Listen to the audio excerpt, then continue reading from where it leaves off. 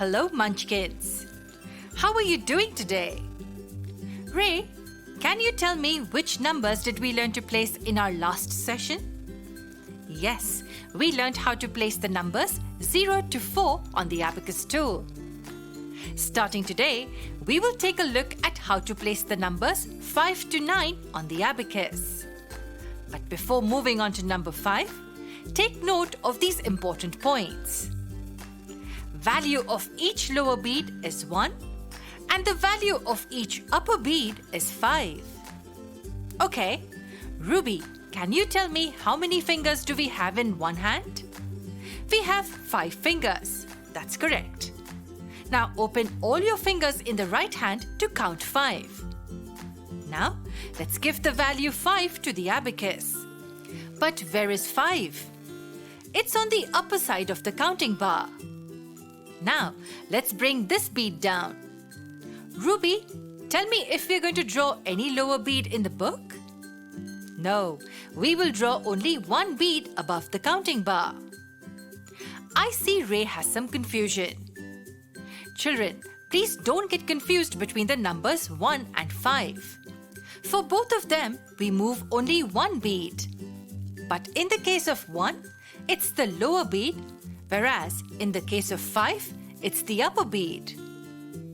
Moving on, can anyone tell me what do we get when we add 5 fingers of our right hand and 1 finger of our left hand? Ruby says we get 6. Excellent. 5 fingers of our right hand make 1 upper bead and 1 finger of our left hand makes 1 lower bead. So we will move 1 upper bead and 1 lower bead to the counting bar. Good. Now draw the same in your notebooks. Again, just like in the case of the number 2, we have 2 beads here as well. But remember, in the case of the number 2, we moved the lower beads, whereas we moved the upper and 1 lower bead for the number 6.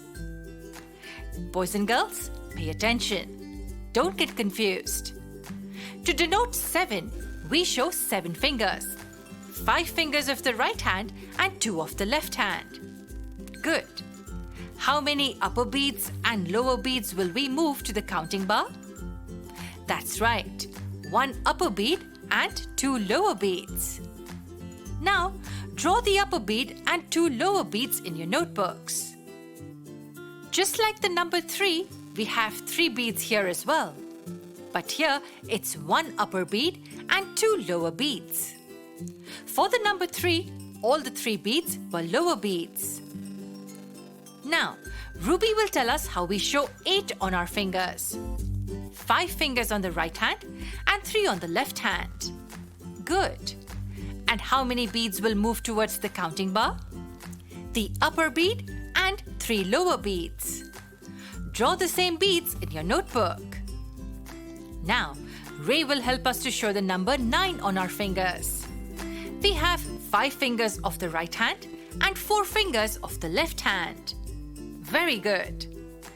In the Abacus tool, move the upper bead and 4 lower beads towards the counting bar. This makes 9.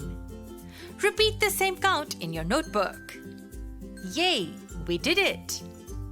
Remember children, 1 lower bead is always counted as 1 and the upper bead is always counted as 5. So, keep in mind that even though the number of beads touching the counting bar may be the same, it doesn't mean that they have the same value. As we've seen in the cases of 5 and 1, 6 and 2, and 7 and 3. See, wasn't this simple? In our next session, we will learn how to read the units rod. Till then, keep practicing and have fun. I'll see you in the next class.